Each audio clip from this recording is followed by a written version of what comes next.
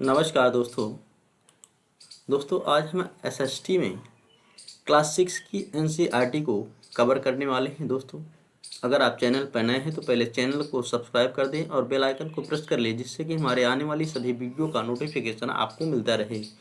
दोस्तों आज हमारा चैप्टर है आखेट खाद्य संग्रह से भोजन उत्पादन तक। दोस्तों हम लोग यहाँ से पढ़ना स्टार्ट करेंगे। आरंभिक मानव आखिर वे इधर उधर क्यों घूमते थे। दोस्तों हम उन लोगों के बारे में जानते हैं जो इस महाद्वीप में 20 लाख साल पहले रहा करते थे। आज हम उन्हें आखेटक खाद्य संग्राहक के नाम से जानते हैं। भोजन का इंतजाम करने की विधि के आधार पर उन्हें इस नाम से पुकारा जाता है। आमतौर पर खाने के लिए वे जंगली जानवरों का शिकार करते थे, मछलियाँ और चिड़िया पकड़ते थे। फल फूल, दाने, पौधे, पत्तियां, अंडे इकट्ठा किया करते थे। आखेटक खाद्य संग्राहक समुदाय के लोग एक जगह से दूसरी जगह पर घूमते रहते थे। ऐसा करने के कई कारण थे। पहला कारण यह है कि अगर वे एक ही जगह पर ज़्यादा दिनों तक रहते तो आसपास के पौधों, फलों और जानवरों को खाकर समाप्त कर देते थे। इसलिए और भोजन की तलाश में इन्हें दूसरी जगहों पर जाना पड़ता था। दूसरा कारण यह है कि जानवर अपने शिकार के लिए या फिर हिरण और मवेशी अपना चारा ढूंढने के लिए एक जगह से दूसरी जगह जाया करते थे। इसीलिए इन जानवरों का शिकार करने वाले लोग भी इनके पीछे पीछे जाया करते थे। दोस्तों तीसरा कारण यह है कि पेड़ों और पौधों में फल फूल अलग अलग मौसम में आते हैं, इसलिए लोग उनकी तलाश में उपयुक्त मौसम के अनुसार अन्य इलाकों में घूमते होंगे। और चौथा कारण यह है कि पानी के बिना किसी भी प्राणी या पेड़ पौधे का जीवित रहना संभव नहीं होता और पानी झीलों, झरनों तथा नदियों में ही मिलता है। यद्यपि कई नदियों और झीलों का पानी कभी नहीं सूखता, कुछ झीलों और नदियों में पानी बारिश के बाद ही मिल पाता है। इसीलिए ऐसी झीलों और नदियों के किनारे बसे लोगों को सूखे मौसम में अब पानी की तलाश में इधर उधर जाना पड़ता होगा। आरंभिक मानव के बारे में जानकारी कैसे मिलती है दोस्तों, इसके बारे में हम पढ़ लेते हैं। पुरातत्वविदों को कुछ ऐसी वस्तुएं मिली हैं जिनका निर्माण और उपयोग आखेटक खाद्य संग्राहक किया करते थे। यह संभव है कि लोगों ने अपने काम के लिए पत्थरों, लकड़ियों और हड्डियों के औजार बनाए हों। इनमें से पत्थरों के औजार आज भी बचे हैं।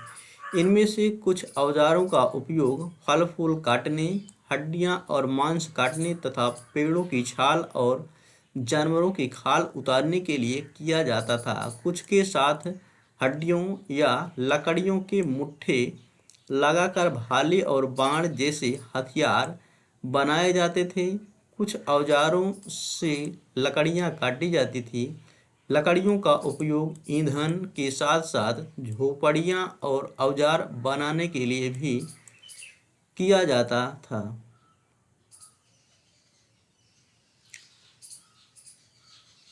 दोस्तों पत्थर के औजारों का उपयोग इंसान के खाने योग्य जड़ों को खोदने के लिए किया जाता था और जानवरों की खाल से बने वस्त्रों को सिलने के लिए किया जाता था।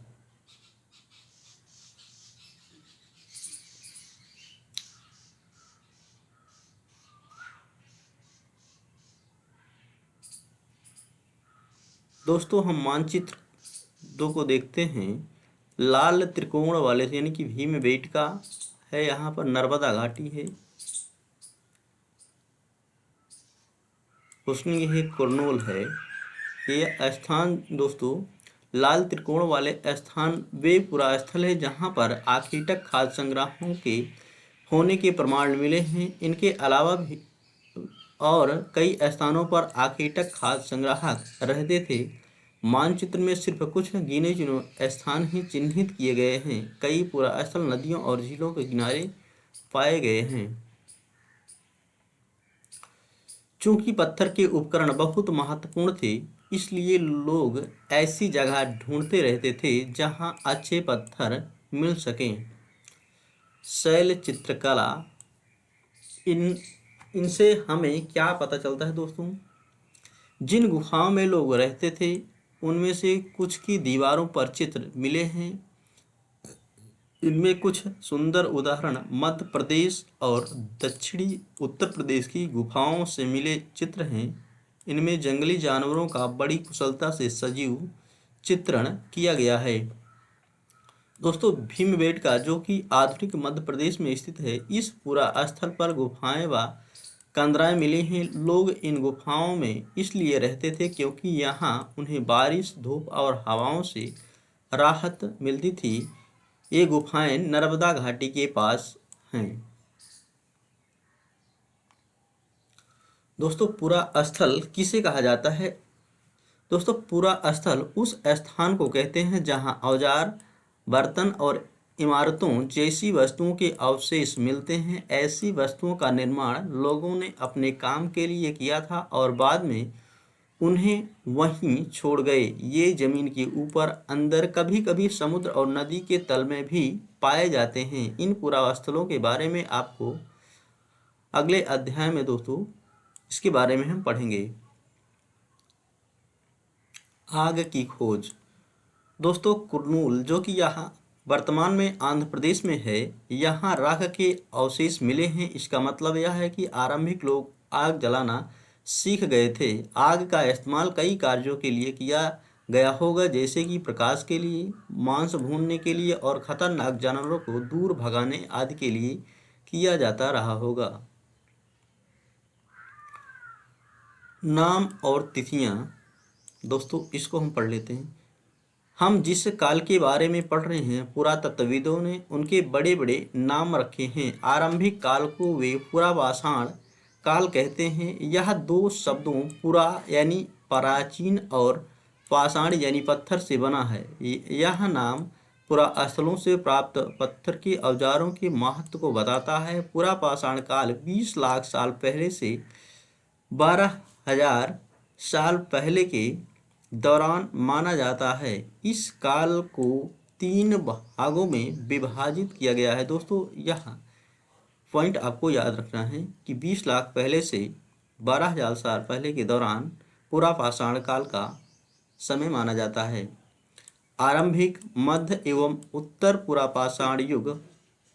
मानव इतिहास की लगभग 99% कहानी इसी काल के दौरान घटित हुई। जिस काल में हमें पर्यावरणीय बदलाव मिलते हैं उसे मेसोलिथ यानी मध्य पाषाण युग कहते हैं। इसका समय लगभग 12,000 साल पहले से लेकर 10,000 साल पहले तक माना गया है। इस काल के पाषाण औजार आमतौर पर बहुत छोटे होते थे। इन्हें माइक्रोलिथ यानी लघु पाषाण कहा जाता है। प्रायः इन औजारों में हड्डियों या लकड़ियों के मुट्ठे लगे हंसिया और आरी जैसे औजार मिलते हैं। साथ साथ पुरापाषाण युग वाले औजार भी इस दौरान बनाए जाते रहे। दोस्तों, अगले युग की शुरुआत 10,000 साल पहले से होती है। इसे नवपाषाण युग कहा जाता है। बदलती जलवायु। दोस्तों, लगभग 12,000 साल पहले दुनिया की जलवायु में बड़े बदलाव आए और गर्मी बढ़ने लगी। इसके परिणाम स्वरूप कई क्षेत्रों में घास वाले मैदान बनने लगे। इससे हिरण, बारहसिंघा, भेड़, बकरी और गाय जैसे उन जानवरों की संख्या बढ़ी जो घास खाकर जिंदा रह सकते हैं। जो लोग इन जानवरों का शिकार करते थे वे भी इनके पीछे आए और इनके खाने पीने की आदतों और प्रजनन के समय की जानकारी हासिल करने लगे। हो सकता है कि तब लोग इन जानवरों को पकड़कर अपनी ज़रूरतों के अनुसार पालने की बात सोचने लगे हों। साथ ही इस काल में मछली भी भोजन का महत्वपूर्ण स्रोत बन गई। खेती और पशुपालन की शुरुआत। दोस्तों, इसी दौरान उपमहाद्वीप के भिन्न भिन्न इलाकों में गेहूं, जौ और धान जैसे अनाज प्राकृतिक रूप से उगने लगे थे। शायद महिलाओं, पुरुषों और बच्चों ने इन अनाजों को भोजन के लिए बटोरना शुरू कर दिया होगा। साथ ही वे यह भी सीखने लगे होंगे कि यह अनाज कहाँ उगते थे और कब पककर तैयार होते थे। ऐसा करते करते लोगों ने इन अनाजों को खुद पैदा करना सीख लिया होगा। इस प्रकार धीरे धीरे वे कृषक बन गए होंगे। इसी तरह लोगों ने अपने घरों के आसपास चारा रखकर जानवरों को आकर्षित कर उन्हें पालतू बनाया होगा। सबसे पहले जिस जंगली जानवर को पालतू बनाया गया वह कुत्ते का पूर्वज था। धीरे धीरे लोग भेड़, बकरी, गाय और सूअर जैसे जानवरों को अपने घरों के नजदीक आने को उत्साहित करने लगे। ऐसे जानवर झुंड में रहते थे और ज्यादातर घास खाते थे। अक्सर लोग अन्य जंगली जानवरों के आक्रमण से इनकी सुरक्षा किया करते थे और इस तरह धीरे धीरे वे पशुपालक बन गए। दोस्तों अब हम पढ़ेंगे घरेलूकरण की प्रक्रिया किसको कहा जाता है। दोस्तों लोगों द्वारा पौधे उगाने और जानवरों की देखभाल करने को घरेलूकरण की प्रक्रिया का नाम दिया गया है। अपनाए गए ये पौधे तथा जानवर अक्सर जंगली पौधों तथा जानवरों से भिन्न होते हैं। इनकी वजह यह है कि इस प्रक्रिया के तहत अपनाए गए पौधों या जानवरों का लोग चयन करते हैं। उदाहरण के तौर पर लोग उन्हीं पौधों तथा जानवरों का चयन करते हैं जिनके बीमार होने की संभावना कम हो। यही नहीं, लोग उन्हीं पौधों को चुनते हैं जिनसे बड़े दाने वाले अनाज पैदा होते हैं, साथ ही जिनकी मजबूत डंठलें अनाज के पके दानों के भार को संभाल सकें। ऐसे पौधों के बीजों को संभाल कर रखा जाता है ताकि फिर से उगाने के लिए उनकी गुण सुरक्षित रह सकें। उन्हीं जानवरों को आगे प्रजनन के लिए चुना जाता है जो आमतौर पर अहिंसक होते हैं। इसलिए हम देखते हैं कि पाले गए जानवर तथा कृषि के लिए अपनाए गए पौधे जंगली जानवरों तथा पौधों से धीरे धीरे भिन्न होते गए। मिसाल के तौर पर जंगली जानवरों की तुलना में पालतू जानवरों के दांत और सींग छोटे होते हैं। दोस्तों यह प्रक्रिया पूरी दुनिया में धीरे धीरे चलती रही। यह करीब 12,000 साल पहले शुरू हुई। वास्तव में आज हम जो भोजन करते हैं वो इसी प्रक्रिया की वजह से है। कृषि के लिए अपनाई गई सबसे प्राचीन फसलों में गेहूं तथा जौ आते हैं। उसी तरह सबसे पहले पालतू बनाए गए जानवरों में कुत्ते के बाद भेड़ और बकरी आते हैं। एक नवीन जीवन शैली।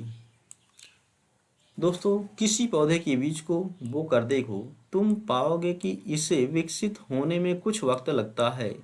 इसमें कुछ दिन, महीने या फिर साल लग सकता है। इसलिए जब लोग पौधे उगाने लगे तो उनकी देखभाल के लिए उन्हें एक ही जगह पर लंबे समय तक रहना पड़ा था। बीज बोने से लेकर फसलों के पकने तक पौधों की सिंचाई करने, खरपतवार हटाने, जानवरों और चिड़ियों से उनकी सुरक्षा करने जैसे बहुत से काम शामिल थे। कटाई के बाद अनाज का उपयोग बहुत संभाल कर करना पड़ता था। अनाज को भोजन और बीज दोनों ही रूपों में बचा कर रखना आवश्यक था, इसलिए लोगों को इसके भंडारण की बात सोचनी पड़ी। बहुत से इलाकों में लोगों ने मिट्टी के बड़े बड़े बर्तन बनाए, टोकरियां बुनी या फिर जमीन में गड्ढा खोदा। जानवर चलते फिरते खाद्य भंडार। दोस्तों जानवर बच्चे देते हैं जिससे उनकी संख्या बढ़ती है। अगर जानवरों की देखभाल की जाए तो उनकी संख्या तो बढ़ती ही है, साथ ही उनसे दूध भी प्राप्त हो सकता है जो भोजन का एक अच्छा स्रोत है। यही नहीं, जानवरों से हमें मांस भी प्राप्त होता है। दूसरे शब्दों में दोस्तों पशुपालन भोजन के भंडारण का एक तरीका है। दोस्तों आरंभिक कृषकों और पशुपालकों के बारे में पता करें।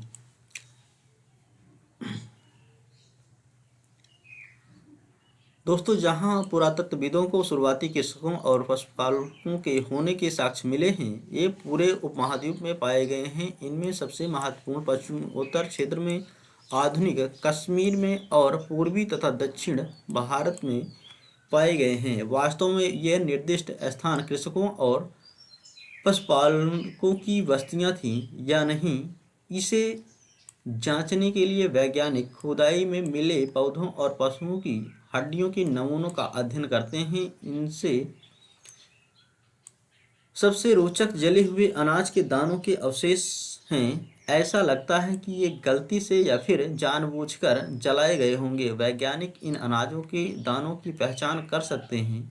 इस तरह हमें पता चलता है कि इस महाद्वीप के विभिन्न भागों में बहुत सारी फसलें उगाई जाती रही होंगी। वैज्ञानिक विभिन्न जानवरों की हड्डियों की भी पहचान कर सकते हैं। दोस्तों, अब हम पढ़ेंगे अस्थायी जीवन की ओर। पुरातत्वविदों को कुछ पुरास्थलों पर झोपड़ियों और घरों के निशान मिले हैं, जैसे कि बुरहोम। दोस्तों, यह वर्तमान में कश्मीर में स्थित है कि लोग गड्ढे के नीचे घर बनाते थे, जिन्हें गर्तवास गर्तवास कहा जाता है। इनमें उतरने के लिए सीढ़ियाँ होती थीं। इससे उन्हें ठंड के मौसम में सुरक्षा मिलती होगी। पुरातत्वविदों को झोपड़ियों के अंदर और बाहर दोनों ही स्थानों पर आग जलाने की जगहें मिली हैं। ऐसा लगता है कि लोग मौसम के अनुसार घर के अंदर या बाहर खाना पकाते होंगे। बहुत सारी जगहों से पत्थर के औजार भी मिले हैं। इनमें से कई ऐसे हैं जो पुरापाषाण युगीन उपकरणों से भिन्न हैं, इसलिए इन्हें नवपाषाण युग का माना गया है। इनमें वे औजार भी हैं जिनकी धार को और अधिक पैना करने के लिए उन पर पालिश चढ़ाई जाती थी। ओखली और मूसल का प्रयोग अनाज तथा वनस्पतियों से प्राप्त अन्य चीज़ों को पीसने के लिए किया जाता था। आज हजारों साल बाद भी ओखली और मूसल का प्रयोग अनाज पीसने के लिए किया जाता है। उसी तरह प्राचीन प्रस्तर युगीन औजारों का निर्माण और प्रयोग लगातार होता रहा। कुछ औजार हड्डियों से भी बनाए जाते थे। नवपाषाण युग के पुरास्थलों से कई प्रकार के मिट्टी के बर्तन मिले हैं। कभी कभी इन पर अलंकरण भी किया जाता था। बर्तनों का उपयोग चीज़ों को रखने के लिए किया जाता था। धीरे धीरे लोग बर्तनों का प्रयोग खाना बनाने के लिए भी करने लगे। चावल, गेहूँ तथा दलहन जैसे अनाज अब आहार का महत्वपूर्ण हिस्सा बन गए थे। इसके साथ साथ अब लोग कपड़े भी बुनने लगे थे। इसके लिए कपास जैसे आवश्यक पौधे उगाए जा सकते थे। क्या ये परिवर्तन हर जगह एक साथ ही आ गए होंगे? ऐसी बात नहीं है। एक तरफ जहाँ कई जगहों पर स्त्री पुरुष शिकार और भोजन संग्रह करने का काम करते थे, वहीं अन्य लोगों ने हजारों सालों के दौरान धीरे धीरे खेती और पशुपालन को अपना लिया। बहुत जगह लोग मौसम के मुताबिक बदलकर अपनी जीविका चलाया करते थे। दोस्तों मेहरगढ़ के बारे में पढ़ेंगे, जो कि यह वर्तमान में पाकिस्तान में स्थित है। दोस्तों, मेहरगढ़ यह ईरान जाने वाले सबसे महत्वपूर्ण रास्ते बोलन दर्रे के पास एक हरा भरा समतल स्थान है। मेहरगढ़ दोस्तों संभवतः वह स्थान है जहाँ के स्त्री पुरुषों ने इस इलाके में सबसे पहले जौ, गेहूँ उगाना और भेड़ बकरी पालना सीखा। यहाँ विभिन्न प्रकार के जानवरों की हड्डियाँ मिली। इनमें से हिरण तथा सूअर जैसे जंगली जानवरों तथा भेड़ और बकरियों की हड्डियाँ हैं। मेहरगढ़ में इसके अलावा चौकोर तथा आयताकार घरों के अवशेष भी मिले हैं। प्रत्येक घर में 4 या उससे ज़्यादा कमरे हैं, जिनमें से कुछ संभवतः भंडारण के काम आते होंगे। मृत्यु के बाद सामान्यतः मृतक के सगे संबंधी उसके प्रति सम्मान जताते हैं। लोगों की आस्था है कि मृत्यु के बाद भी जीवन होता है, इसलिए कब्रों में मृतकों के साथ कुछ सामान भी रखे जाते थे। मेहरगढ़ में ऐसी कई कब्रें मिली हैं। एक कब्र में एक मृतक के साथ एक बकरी को भी दफनाया गया था। संभवतः इसे परलोक में मृतक के खाने के लिए रखा गया होगा।